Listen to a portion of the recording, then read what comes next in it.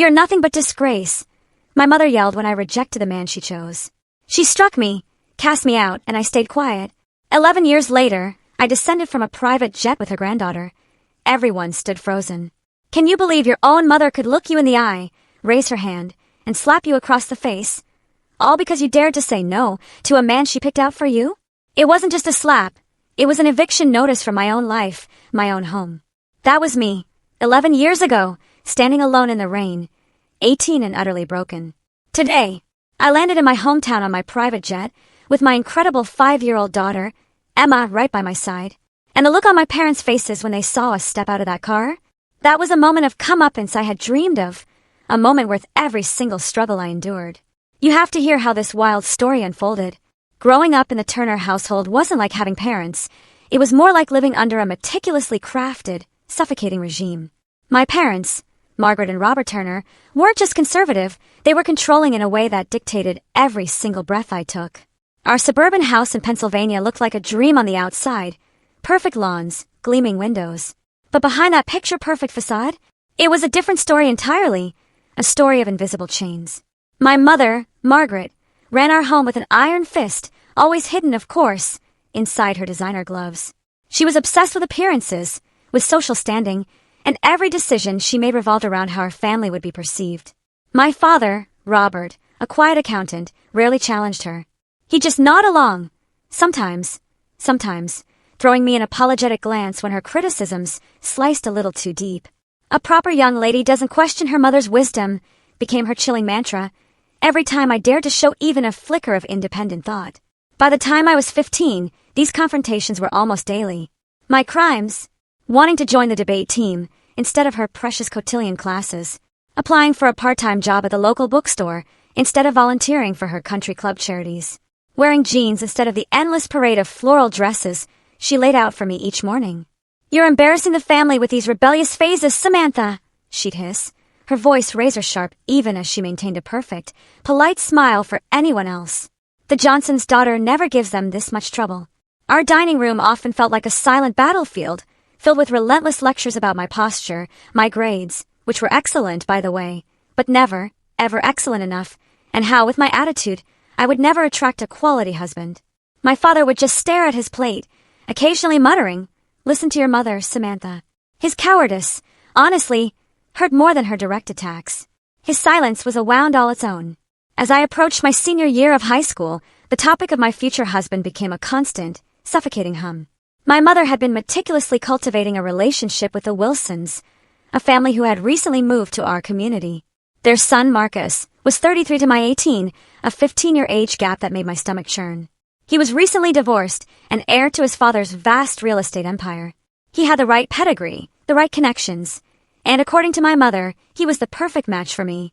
He's established, successful, from a good family, she gushed after their visits, completely oblivious to my discomfort. You should be flattered he's shown interest in you. But what my mother saw as interest, I recognized as something far more unsettling. The way Marcus looked at me during dinner parties made my skin absolutely crawl. His eyes would linger too long, studying me like an object. His comments about me, blossoming into a beautiful young woman, were delivered with a smile that never quite reached his cold, calculating eyes. When he'd accidentally brush against me or place his hand on the small of my back, I'd feel physically sick. It was predatory. Meanwhile, I had my own secret dreams. I wanted to study business and marketing. Late at night, huddled under my covers, I'd research colleges with strong programs, schools far, far away from Pennsylvania. I kept brochures hidden beneath my mattress like contraband, tiny sparks of hope. When application season arrived, I applied to 7 schools without my parents' knowledge, using every penny I'd saved from babysitting to cover the fees. My acceptance letter from the University of California, Berkeley, arrived on a Tuesday.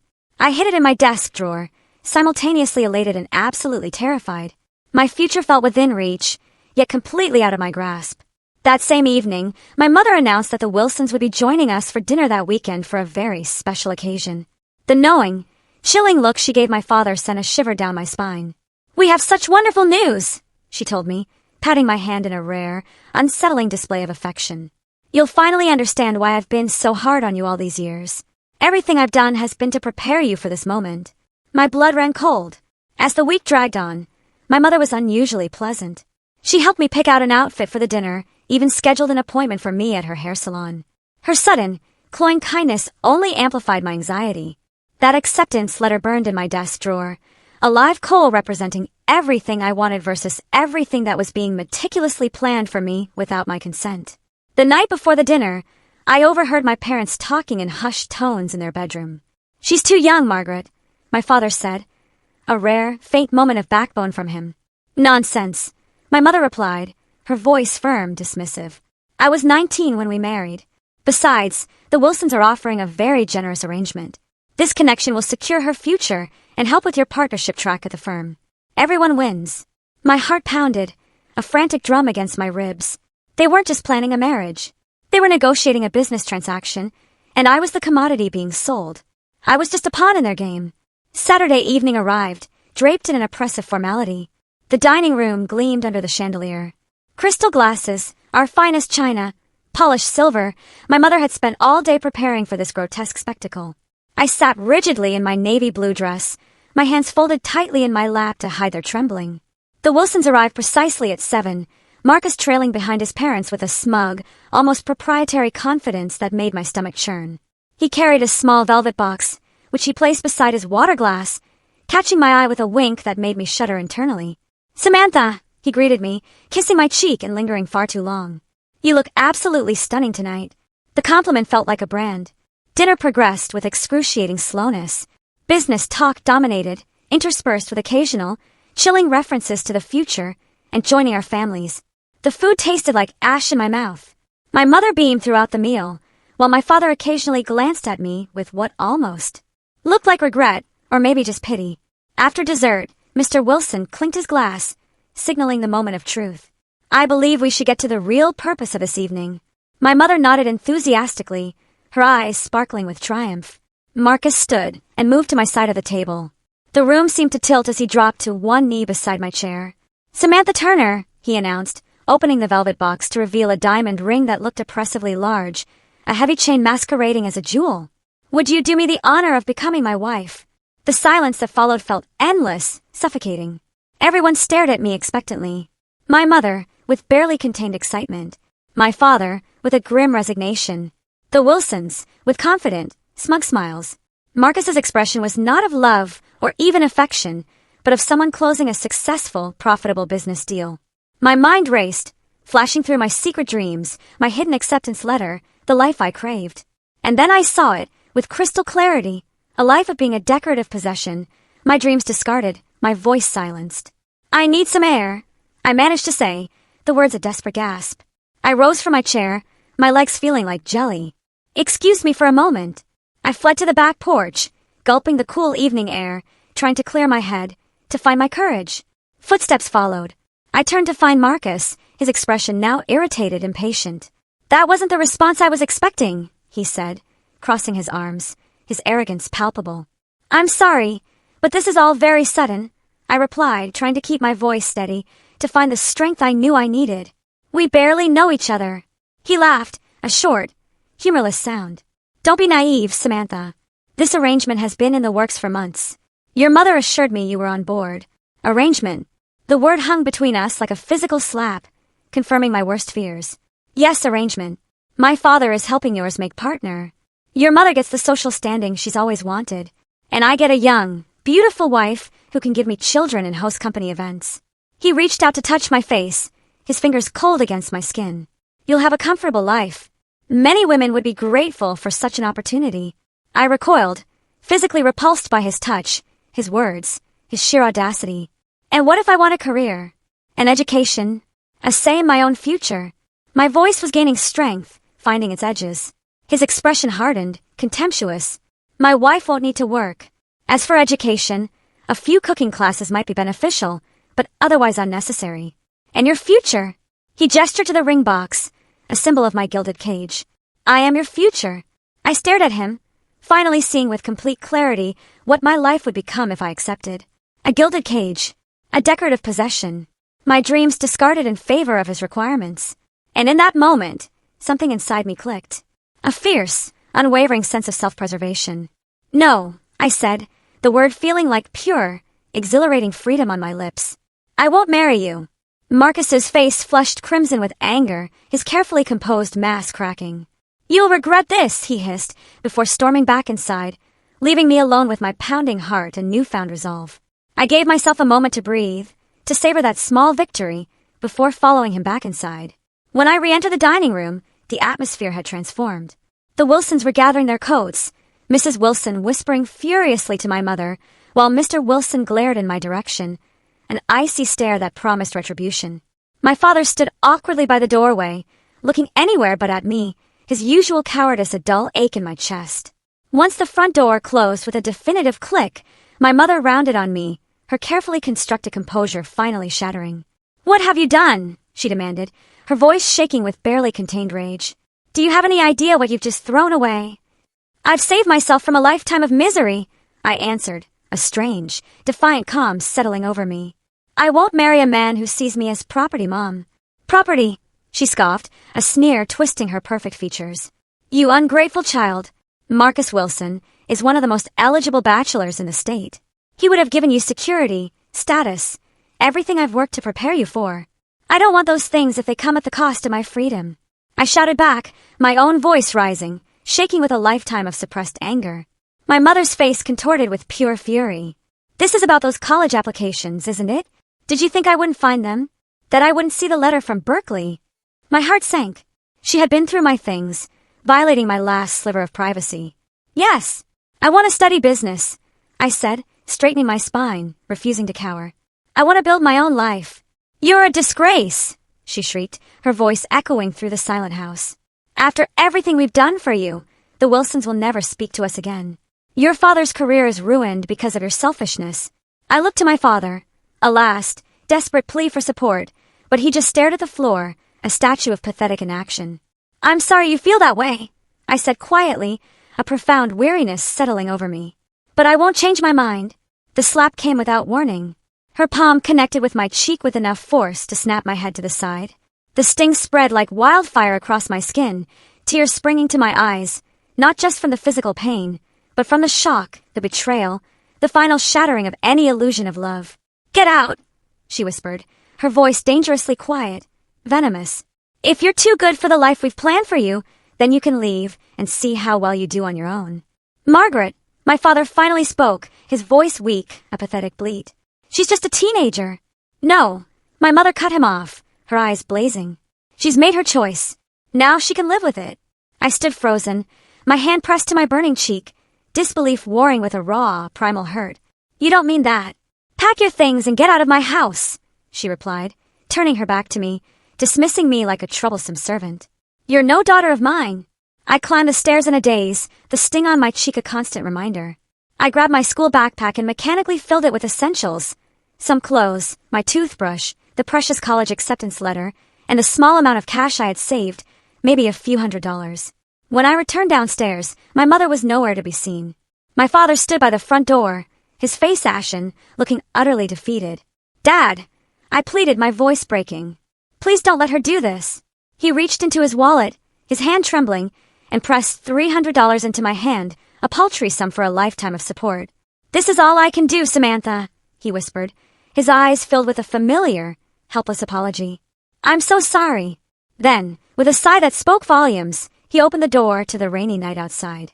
I stepped past him, a ghost in my own home, the door closing firmly behind me, echoing the finality of my parents' decision. I stood on the porch of the only home I'd ever known, rain soaking through my dress, my face still stinging from my mother's slap. And in that moment, I realized with a gut-wrenching certainty I was truly alone. The rain plastered my hair to my face as I walked away, each step taking me further from everything familiar and deeper into an uncertain future. My cell phone buzzed in my pocket. My mother hadn't thought to confiscate that. With trembling fingers, I called the only person I could think of. Audrey, it's Sam. I need help. Audrey Jackson had been my best friend since 5th grade. Unlike my other friends, whose parents moved in the same suffocating social circles as mine, Audrey came from a working-class family. My mother had always referred to her as my charity project, a comment that made me furious, but which had, ironically, forged an unbreakable bond between Audrey and me. Within 30 minutes, Audrey's beat-up Honda pulled alongside the curb where I waited, sheltering under a bus stop, shivering from the cold and the shock. "What happened?" she asked, her eyes wide with concern, as I climbed into the passenger seat, my backpack and drenched clothes dripping onto her floor mats. Through tears, I explained everything: the arranged marriage, my defiant refusal, my mother's brutal reaction. Audrey's parents welcomed me with open arms, without question, setting up a makeshift bed on their living room couch. "Stay as long as you need, sweetheart," Mrs. Jackson told me, her kind, warm eyes such a stark contrast to my mother's cold stare. 2 weeks stretched into a month. I enrolled in community college, using my acceptance letter from Berkeley as proof of high school completion. Berkeley itself would have to wait. The tuition was impossible without my parents' financial support. I found work at a local coffee shop, then added weekend shifts at a grocery store, and took on evening babysitting for a neighbor. My life became an exhausting cycle of work, classes, and brief, precious periods of sleep. Every muscle ached, every dollar counted. My first apartment was a studio the size of my old bedroom, with peeling wallpaper and cockroaches that scattered when I flicked on the lights. A mattress on the floor, a single plate and fork, a shower that only ran cold. This was my new, harsh reality. Each night I would collapse into bed, my body aching from standing all day, my mind racing with assignment deadlines and bill due dates. Loneliness was a constant companion. The scholarship rejection letter came on a Tuesday, 3 months after I'd moved out. I had pinned so much desperate hope on that possibility, a full ride that would let me transfer to a 4-year university. The thin envelope contained a single sheet. "We regret to inform you that due to the high volume of qualified applicants." That night was the closest I came to breaking. Sitting on my mattress, staring at my prepaid phone, I contemplated calling home. Maybe if I apologized, agreed to their terms, I could escape this grinding poverty, this soul-crushing exhaustion. My finger hovered over the number I still knew by heart, the ultimate surrender. Instead, I called Audrey, who talked me down from that moment of weakness, her voice a lifeline. "You've come too far to go back now, Sam," she reminded me, her voice firm. "Remember why you left." The next morning, my hands shaking from exhaustion as I prepared lattes at the coffee shop, I spilled a customer's order. As I apologized profusely and remade the drink, the woman watched me with curious, kind eyes. "Rough night?" she asked when I handed her the replacement, a small, genuine smile on her face. "Rough few months," I admitted with a tired, rueful smile back. Her name was Elaine Carson, and she was a marketing director for a mid-sized local company. Something about our brief interaction must have impressed her because she returned the next day, and the day after that. On her third visit, she handed me her business card. "We have a junior position open," she said. "No experience required, but it demands someone smart who can think on their feet. The hours are better than this place, and it includes benefits." Interested? That moment changed everything. The position was entry-level, mainly answering phones and organizing files, but it came with regular hours and health insurance. More importantly, it gave me a foot in the door of the industry I dreamed of entering. I continued taking night classes, now focusing exclusively on business and marketing. Elaine became more than a boss. She became the mentor I desperately needed, seeing something in me that even I hadn't fully recognized. She noticed my intense interest in the campaigns they developed, my endless questions about strategy and client needs. 6 months into the job, when I hesitantly presented her with ideas for improving their social media approach, she actually implemented them. "You have good instincts, Samantha," she told me after the campaign showed positive results. "Keep developing them." My first promotion came after I stayed late for a week straight to help rescue a project for a major client. The small raise meant I could finally quit the grueling grocery store job and focus more on my studies. The second promotion, 18 months later, allowed me to move to a slightly better apartment, one without roaches and, gloriously, with reliable hot water. There were still moments of crushing doubt, times I felt utterly overwhelmed. When a pipe burst in my apartment, ruining my textbooks, setting me back hundreds of dollars. When I got sick but couldn't afford to miss work, dragging myself in, coughing and aching. When I would scroll through social media and see photos of my high school friends graduating from prestigious universities, celebrating their futures, while I was still painstakingly piecing together my education, one community college class at a time. But with each challenge I overcame, my confidence grew, slowly, steadily. The scared 18-year-old who had stood in the rain that night was transforming into someone stronger, more resilient.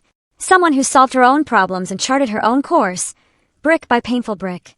The memory of my mother's slap and my father's silence still hurt.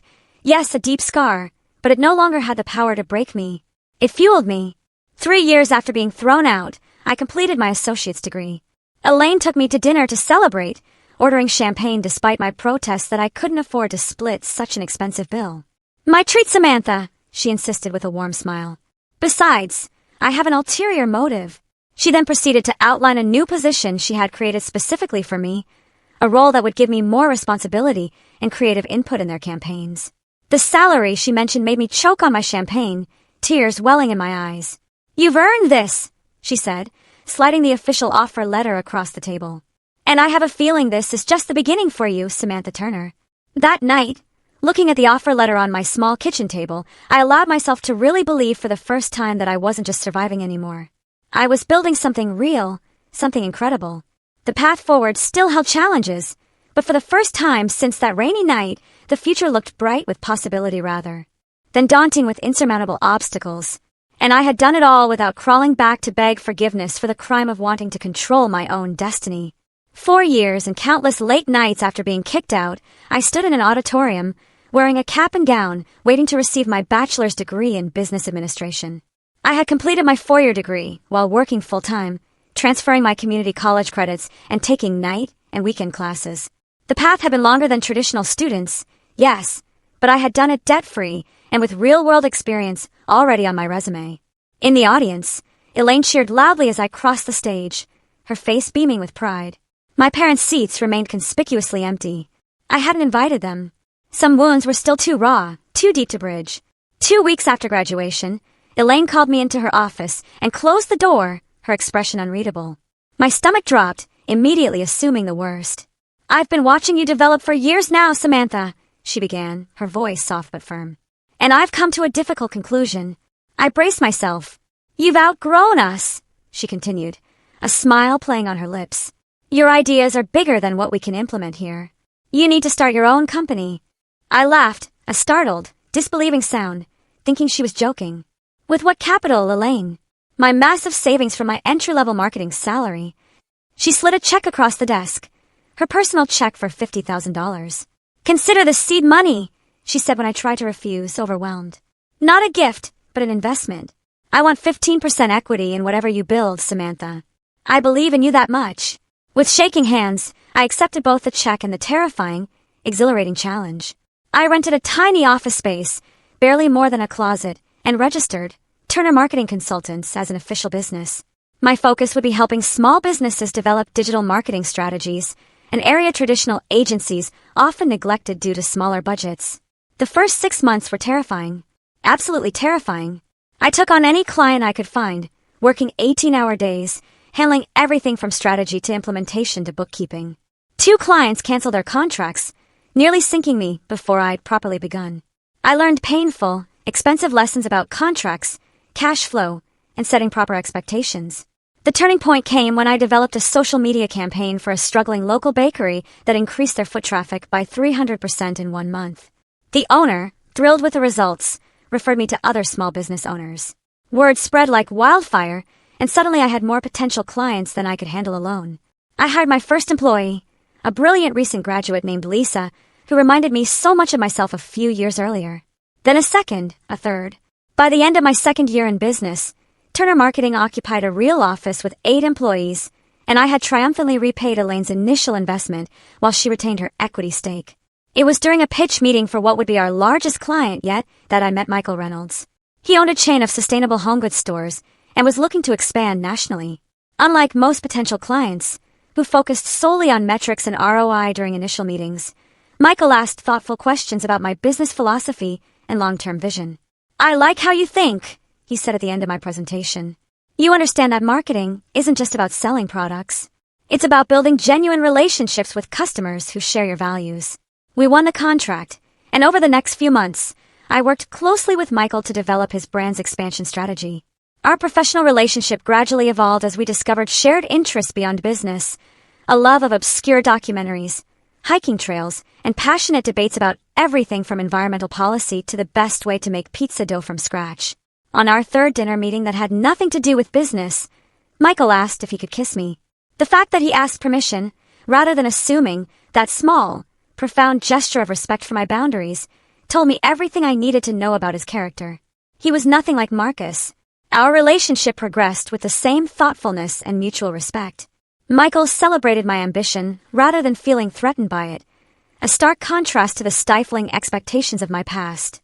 When my company secured its first million-dollar client, he surprised me with champagne and took me skydiving, something I'd mentioned wanting to try someday when I had time.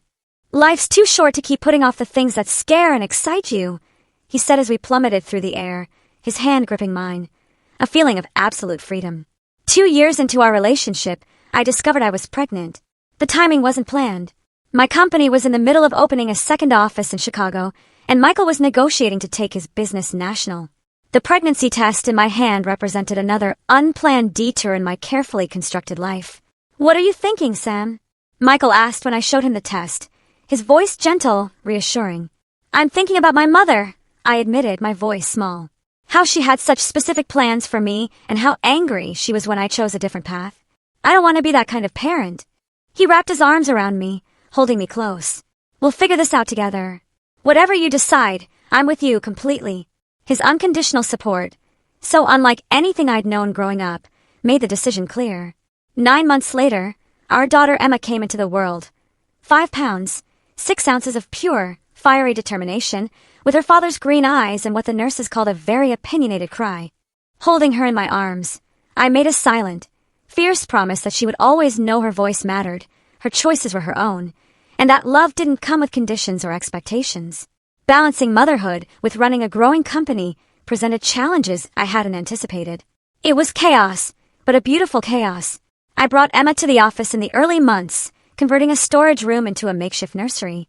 My employees, now numbering 25 across 2 offices, adjusted to strategy meetings occasionally interrupted by a baby's cries. Michael took on more flexible hours with his business to share parenting responsibilities equally, a true partner in every sense. When Emma was 2, Michael proposed during a normal Tuesday evening at home after we'd put her to bed and were washing dishes side by side. "I don't need a big wedding or a diamond ring, Sam," he said, presenting a simple band, a symbol of our honest, uncomplicated love. "I just want us to be a family officially." We married in a small, intimate ceremony with only our closest friends. Elaine was my matron of honor, her eyes brimming with happy tears. Audrey flew in from Seattle, where she now worked as a nurse. Emma toddled down the aisle, dropping flower petals, occasionally stopping to eat them, embodying the joyful imperfection of our life. Standing beside Michael as we exchanged vows, I reflected on how profoundly different this marriage was from the one my mother had tried to force upon me. This union was built on mutual respect, shared values, and genuine, unconditional love. Everything the arrangement with Marcus had brutally lacked. By Emma's 5th birthday, Turner Marketing had grown to 3 offices nationwide with over 70 employees. We'd been featured in Business Insider as one of the fastest-growing women-led companies in the country. The purchase of the company jet, a small U.S. Cessna citation, was a business decision that made practical sense given how often I traveled between offices. But for me, it also represented a tangible, undeniable milestone I could never, ever have imagined when I stood in the rain with only a backpack of belongings. Through all this growth and change, I had maintained my vow of no contact with my parents. I occasionally heard updates through mutual acquaintances. My father had made partner at his firm. My mother was still active in the same social circles, a ghost of my old life. I wondered sometimes if they ever regretted their cruel ultimatum, if they ever thought about the daughter they had cast out for wanting to choose her own path. I had almost convinced myself that chapter of my life was permanently closed, a scar that no longer ached, when a distant cousin reached out via email to let me know my father had undergone emergency heart surgery. The message was brief, cold, with no request for a response or visit, just information passed along because she thought I should know. That night, after tucking Emma into bed, I sat on our patio looking at the stars, a cold dread settling in my gut. "What's on your mind?" Michael asked, joining me with 2 glasses of wine. "My father could have died," I said quietly, the words heavy. "And I wouldn't have known until after the fact. He's still my father. Does that bother you, Sam?" Michael asked, ever perceptive. I considered the question carefully, honestly. "Yes," I admitted. "Not because I'm suddenly ready to forgive them, not completely, but because there's an empty hole in their lives they don't even know about. And maybe an unresolved wound in mine I've been ignoring, pretending wasn't there." The next morning, I made 2 decisive decisions. First, Turner Marketing would open its next office in my hometown, creating jobs and establishing my professional presence there. And second, after 11 years of absolute silence, it was time to face my parents. Not for their sake, not to fix them, but for my own peace of mind.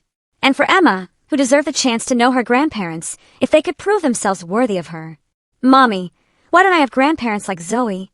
Emma asked one evening as I tucked her into bed. Her innocent questions had become increasingly difficult to deflect, impossible to ignore. Her best friend Zoe often talked about weekends spent with doting grandparents who spoiled her with ice cream and trips to the zoo. I sat on the edge of her bed, smoothing her dark curls away from her forehead. "You have Grandma Lane," I reminded her, referring to my mentor who had become a true, loving surrogate grandmother figure. Emma scrunched her nose. "But Zoe has 4 grandparents. Where are your mommy and daddy?" The innocent question landed like a punch to the gut. For years, I had successfully compartmentalized the pain of my estrangement, focusing instead on building my business and my new family. But through Emma's clear, honest eyes, the absence took on a new, painful dimension. "They live far away, sweetheart," I said finally, the partial truth easier than explaining the full, brutal complexity of adult relationships to a 5-year-old. "Can we visit them sometime?" Her wide green eyes, so like Michael's, looked up at me with simple curiosity, pure longing. "Maybe someday, sweetheart. Time for sleep now."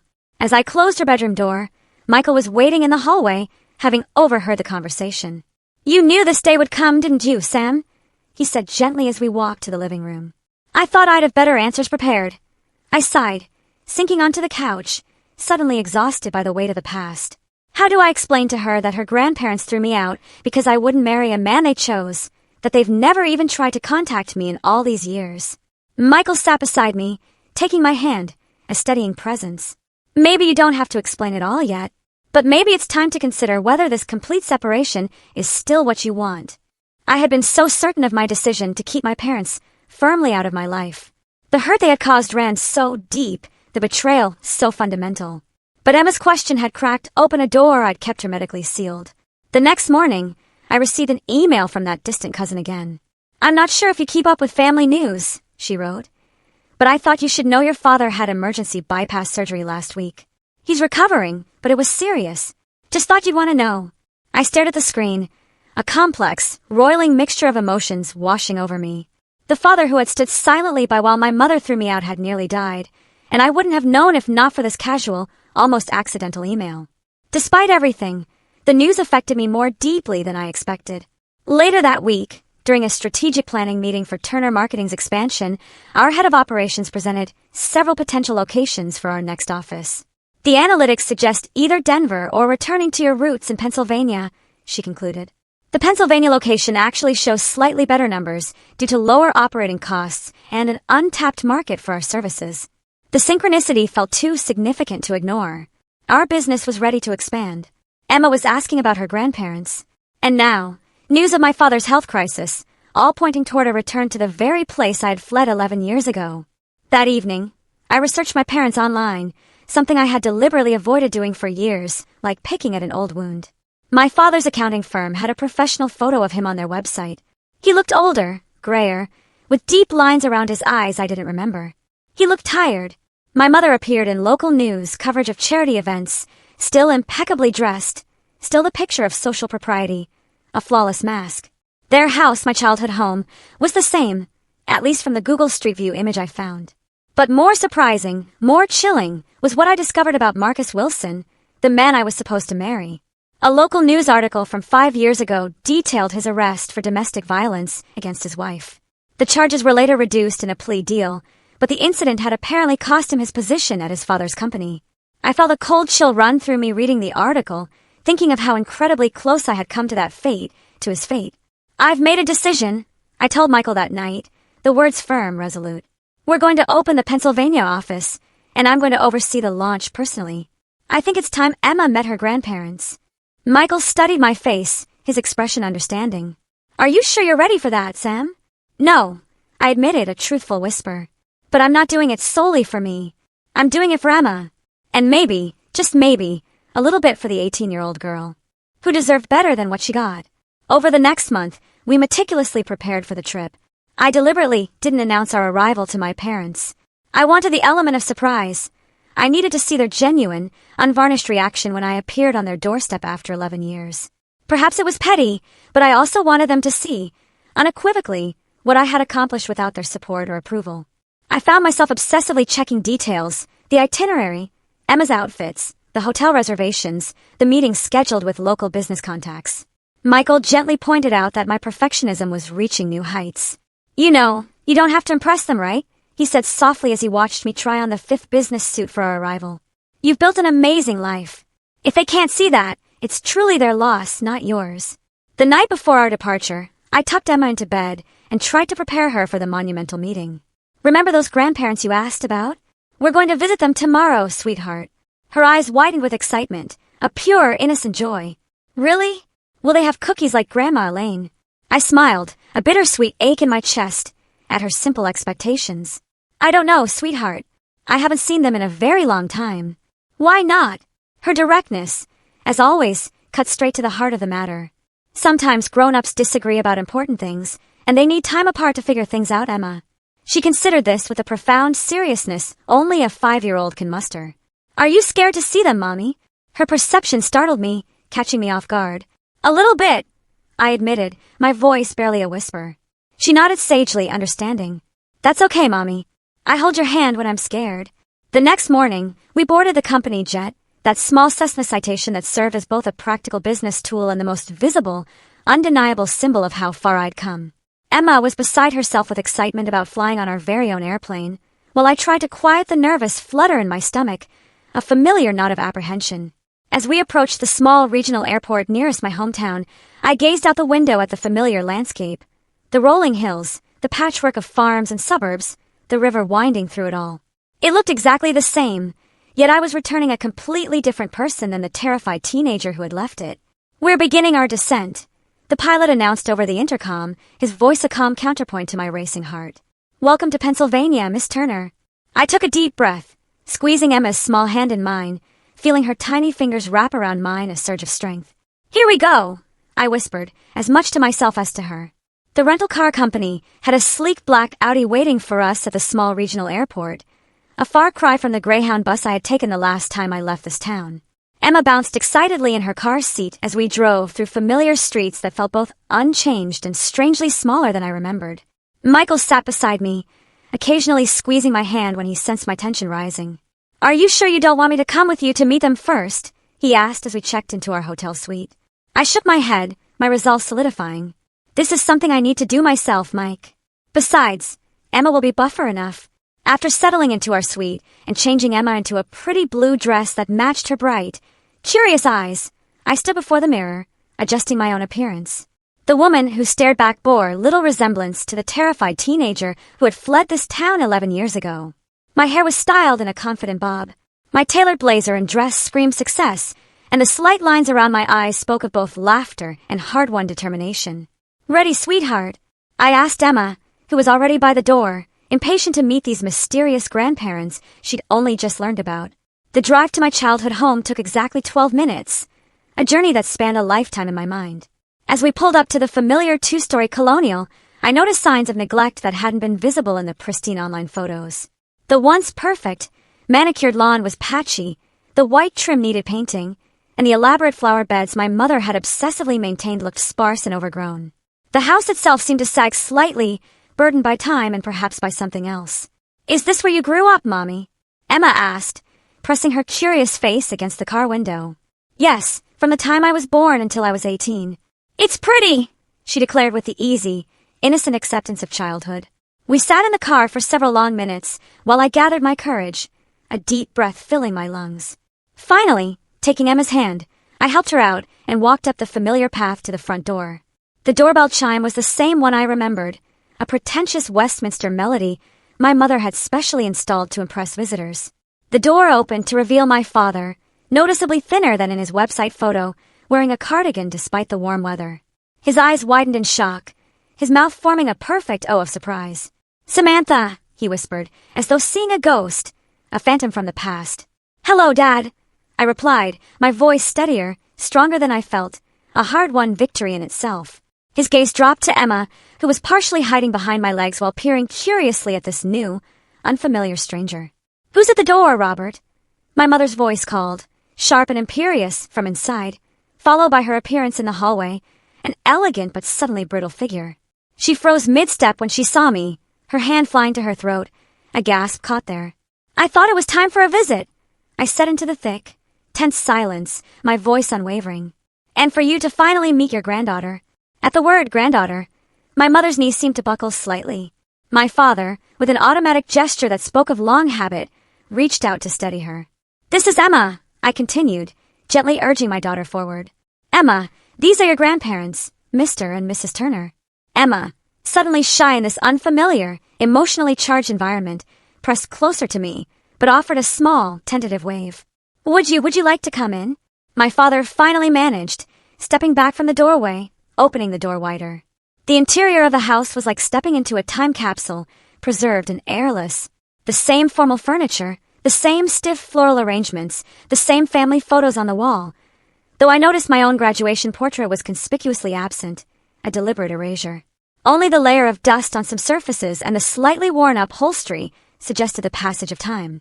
Can I get you something to drink? My mother asked automatically, her social hostess training kicking in despite her obvious shock and distress. Apple juice for Emma would be nice. Water is fine for me, Mom. As my mother disappeared into the kitchen, her steps uncharacteristically slow, my father gestured awkwardly toward the living room. Emma, ever curious, immediately gravitated toward a glistening crystal figurine on the coffee table. Please don't touch that, sweetheart, I said, a reflex from my own childhood. It's very fragile. Actually, my father said, surprising me, his voice softer. It's okay, Emma. He carefully took down the sparkling crystal unicorn and handed it to my daughter, his hands trembling slightly. This was your mother's favorite when she was little, too, Emma. My mother returned with drinks, her hands visibly shaking as she sat them down. An awkward, heavy silence descended as we all sat, the crushing weight of 11 years of absence hanging thick in the air between us. Your hair is different, Samantha, my mother finally said, an inane, almost desperate observation that almost made me laugh despite the tension. A lot of things are different, Mom. We saw you in Business Insider, my father blurted out, a rush of words, as if a dam had broken. The article about fastest-growing companies, led by women. We have a subscription. This revelation caught me completely off guard, disarmed me. You saw that? We've seen all of them, my mother said quietly, her eyes focused on me, for once without judgment. The feature in Marketing Monthly, the interview on Channel 9 when you opened your Chicago office, the charity gala where you received the Young Entrepreneur Award.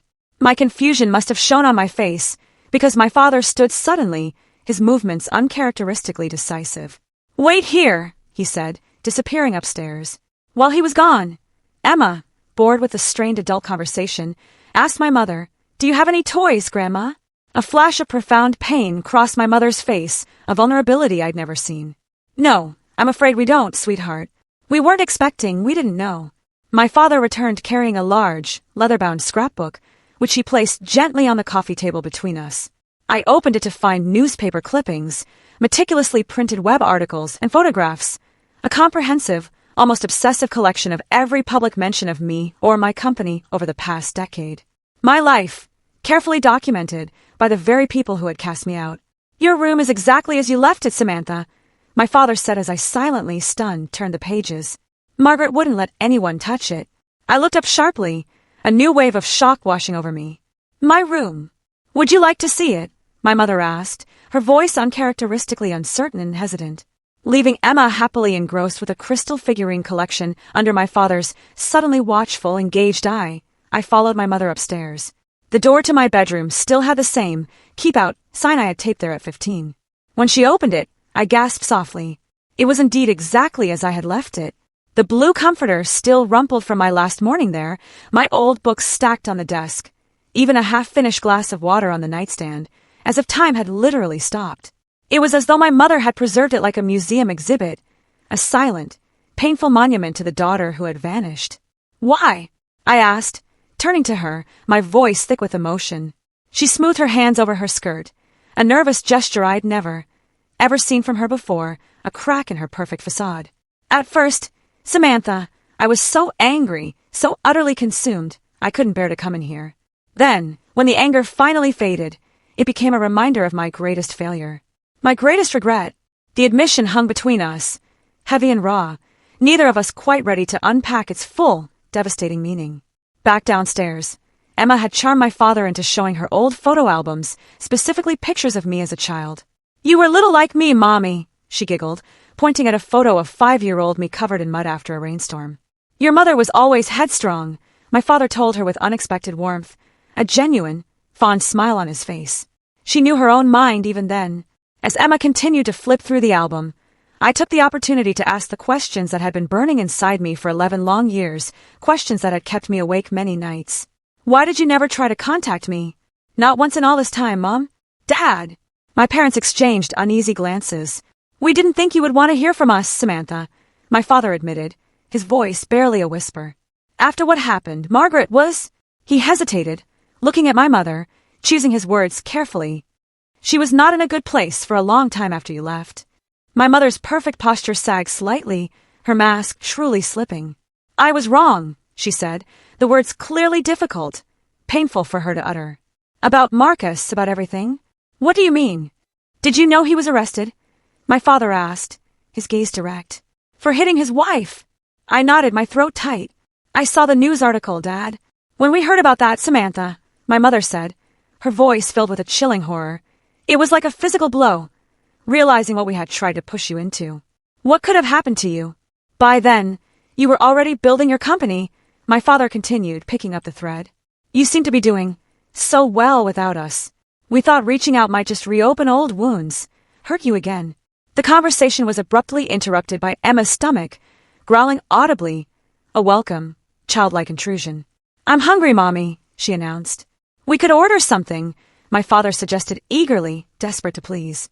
Or there's that Italian place downtown you used to like. I checked my watch. Actually, we should get back to the hotel. Michael will be wondering where we are. Michael! My mother asked, her eyes wide with another layer of surprise. Emma's father. My husband. Their expressions registered another shock. They hadn't known I was married. Perhaps you could all come for dinner tomorrow? My mother suggested hesitantly, her pride warring with a burgeoning hope. We'd like to meet him. I considered the invitation, studying both their faces. My mother looked older than her years. The perfect, brittle facade of my childhood had cracked, revealing a glimmer of the insecure woman beneath. My father seemed diminished somehow, his confident accountant's demeanor replaced by a tentative, almost fragile hopefulness. We'll see, I said, not yet ready to commit.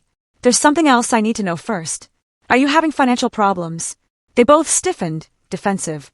Why would you ask that, Samantha? My mother responded, her guard immediately rising. The house needs maintenance, I said calmly, looking around. Dad looks like he's lost weight, and I know healthcare isn't cheap, especially after heart surgery. My father sighed deeply, a sound of resignation. The firm downsized 3 years ago. I wasn't let go, but my partnership track evaporated. And yes, the medical bills have been challenging. We're managing, my mother added quickly, pride still evident in her voice, but a tremor beneath it. As I gathered Emma's things and prepared to leave, I made a decision, a crucial step forward. I'm opening a branch office here in Pennsylvania, I told them, watching their reactions carefully. We'll be hiring local staff. Dad, you're good with numbers and client relations. If you're interested, I could use someone with your experience on my team. The offer hung in the air. Not charity, not a handout, but an opportunity, eh? First step toward something new, a chance for genuine reconnection, on my terms. That evening at our hotel, I recounted the visit to Michael over dinner while Emma colored nearby, blissfully unaware of the emotional earthquake she had caused. They kept a scrapbook of everything I've done, I said, still processing the surreal revelation. All these years, I thought they'd wash their hands of me completely. People are complicated, Sam, Michael replied, his voice gentle. They can be wrong, even terribly wrong, and still love their child in their own imperfect way.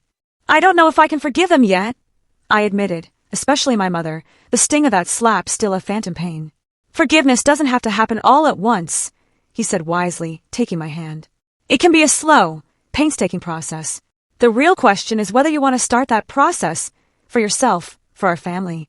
I looked over at Emma, happily absorbed in her coloring book, her innocence a guiding light. I think for her sake, I said, a tear tracing a path down my cheek. I do. The following evening, we returned to my parents' house for dinner, Michael, Emma, and me.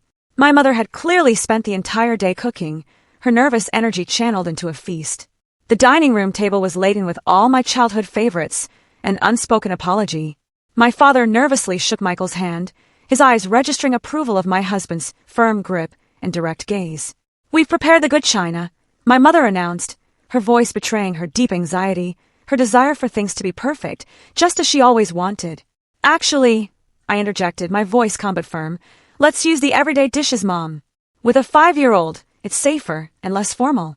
The small rebellion, changing my mother's careful plans, hung in the air momentarily before she nodded, a surprising acquiescence. "Of course, Samantha. You're right." That simple agreement, so unlike the controlling, unyielding mother of my youth, spoke volumes about how our dynamics had irrevocably shifted. I was no longer the powerless teenager. I was an adult, a successful woman, making reasonable requests that she now had to consider to respect. Dinner conversation remained carefully polite, skating around the deeper issues still unresolved between us. Emma, oblivious to the undercurrents, charmed her grandparents with stories about her kindergarten adventures and her favorite stuffed animals waiting back home. "She's remarkable," my father said, watching Emma demonstrate how she could count to 100, a genuine smile transforming his face. "You've done a wonderful job with her, Samantha." "We have," I corrected gently, taking Michael's hand, a subtle but firm boundary. "We're equal partners in parenting, just like we are in everything else, Dad." My mother's eyes flickered between Michael and me, observing our easy rapport, our shared love, with something like wistfulness, a hint of regret. After Emma had been tucked into bed in the guest room upstairs, the 4 adults gathered in the living room for the conversation we couldn't have in front of her. The air was thick with unspoken words. "I'd like to establish some ground rules, Mom, Dad." I began, my business negotiation skills serving me surprisingly well in this deeply personal arena. "If we're going to have any relationship moving forward, I need certain boundaries respected, non-negotiables." My parents nodded, my father leaning forward attentively, while my mother clasped her hands tightly in her lap, her usual composure fractured. "First," I stated clear and firm, "Emma is being raised to make her own choices. You will never pressure her about who she should be or what she should do with her life. Her voice matters." "Of course, Samantha," my father agreed immediately, his voice earnest. "Second, Michael and I make decisions about our family as equals. Our marriage is a partnership, not a hierarchy, and that needs to be understood." My mother's lips thinned slightly, a flicker of the old resistance, but she nodded reluctantly. "Third," I continued, "I'm offering Dad a position at the new office because he's qualified and we need someone with his skills. It's not charity, and it comes with the same expectations I have for all my employees. Professionalism, dedication." "I understand, Samantha," my father said, sitting straighter, a newfound purpose in his eyes. "And I appreciate the opportunity. I won't disappoint you." The formality of our interaction gradually softened as Michael, with his inherent warmth, shared stories about our life together, carefully highlighting my accomplishments without rubbing my parents' faces in what they had missed. By the end of the evening, we had agreed to regular video calls with Emma and monthly dinners when I was in town overseeing the new office. As we prepared to leave, my father pulled me aside, his eyes shining with unshed tears. "Samantha," he began, his voice breaking slightly, "I need to say this, finally. I failed you. When we threw you out, I should have stood up for you. I was a coward, and I've regretted it every single day since, every moment." The apology I had waited 11 years to hear, a raw, heartfelt admission, washed over me, releasing something tight and painful I had carried for far too long. "Thank you for saying that, Dad," I replied, my own voice unsteady, tears finally falling. My mother's apology came later, and with far more difficulty, scraped from deep within her. 3 months after our initial reunion, during a tense dinner where she had made several passive-aggressive comments about Emma's undisciplined behavior, I finally confronted her directly, channeling every ounce of the strength I had built. "Mom, if this relationship is going to work, truly work, you need to acknowledge what happened and take responsibility for your part in it. Not just Marcus." She stiffened, the old defenses rising like an invisible wall. "I've already said I was wrong about Marcus, Samantha. That's not enough." I pressed, my voice firm. "You threw your 18-year-old daughter out into the night with nowhere to go because she wouldn't follow your life plan. You need to understand how deeply that hurt me and how it might never fully heal. You need to understand what you did." The silence stretched between us, agonizingly long, until Michael gently took Emma outside to look at the stars, giving us the privacy we desperately needed. When my mother finally spoke, her voice was different, stripped of its usual polish and pretense, raw and vulnerable. "I was terrified, Samantha," she admitted, her shoulders slumping. "I thought I was protecting you from making mistakes, from having the hard life I had before I married your father. I truly thought I knew best, always. She looked up, tears finally in her eyes, real tears. I was so wrong, Samantha. And I'm so sorry for the pain I caused you. I'm truly sorry. It wasn't a perfect apology, not yet, but it was genuine. Perhaps the first completely honest, vulnerable conversation we had ever had. The months that followed brought gradual changes, slow and painstaking but real. My father thrived in his position at Turner Marketing. His financial expertise and client relationship skills made him a valuable, respected team member, and he found a new sense of purpose. My mother, tentatively, volunteered to help with Emma when we were in town, slowly, carefully learning to respect the parenting boundaries Michael and I established. I suggested they consider family therapy, and surprisingly, they agreed, a sign of their growing willingness to change. The sessions revealed generational patterns I hadn't known about. My mother's own incredibly strict upbringing, my father's childhood with an alcoholic parent. Understanding the roots of their behavior didn't excuse it, not by a long shot, but it helped explain the damaged people behind the polished facade they had presented to the world, and to me. 1 year after our reunion, we gathered for Emma's 6th birthday. Not at my parents' house, with its stifling formality, but at a local park where Emma could play freely without worrying about breaking precious objects. Watching my daughter show my father how to properly swing across the monkey bars, his suit pants getting dusty as he awkwardly followed her joyful instructions, I felt a bittersweet contentment, a sense of peace I hadn't thought possible. "Penny for your thoughts, Sam," Michael said, joining me on the bench, his arm wrapping around me. "I was just thinking about the difference between the family I grew up in and the one we've created," I replied, leaning into him. "How cycles can finally be broken." Later, as we cut the birthday cake, my mother, surprisingly, snapped a photo of the 5 of us. Michael, Emma, me, and my father. "Let me take another, Samantha," she insisted, slipping into old habits for a second. "You weren't smiling properly." I felt the old tension rise at her criticism, a familiar, unwelcome spark. But then she surprised me by immediately adding, a small, genuine smile on her face. "Or don't smile if you don't want to. It's your choice, Samantha. The photo will be beautiful either way, because you're in it." It was a small moment, almost imperceptible to an outsider, but it represented a massive, seismic shift in our relationship. Her recognition of my autonomy, even in something as minor as how I posed for a photograph, was everything. That night, after Emma was asleep in the hotel room, I scrolled through the day's photos, pausing on one that captured all 5 of us together. It wasn't a perfect family portrait in the traditional sense. Emma was mid-laugh. My father was looking at her instead of the camera, completely engrossed. My mother's smile seemed uncertain, still learning. And Michael and I had been caught exchanging a private, loving glance. Yet, in its imperfection, it was honest, authentic, and real in a way that the carefully posed, flawless portraits of my childhood never had been. My journey from that rainy night 11 years ago to this moment had been filled with struggles and triumphs neither my terrified 18-year-old self nor my controlling mother could have ever imagined. The wounds of the past hadn't completely healed. Perhaps they never would, but they had transformed, slowly, painfully, into something different. Wisdom, resilience, immense strength, and the fierce determination to create a better, healthier pattern for my own daughter. The true success story wasn't the private jet or the thriving business, though I'm incredibly proud of them. It was the freedom I had fought for, the unwavering right to chart my own course, make my own mistakes, and build a life based on mutual respect, unconditional love, and genuine connection rather than fear and control. It was the profound knowledge that Emma would grow up understanding her voice mattered, her choices were her own, and that she was loved, fiercely and completely, for exactly who she was. And that, truly, was worth every single hardship I had endured along the way. So, tell me, what would you have done in my situation? Would you have tried to reconnect with family that hurt you so deeply, or would you have kept that chapter of your life firmly closed forever? I'd love to hear your thoughts, your perspectives, in the comments below. I really want to know. If this story resonated with you, if it gave you a little spark of hope or strength, please give this video a like and subscribe to hear more journeys of resilience and self-discovery. And if you know someone who might need to hear that standing up for themselves is absolutely worth it, share this video with them. Thank you for listening to my story. And remember, always, your life is yours to define, no one else's.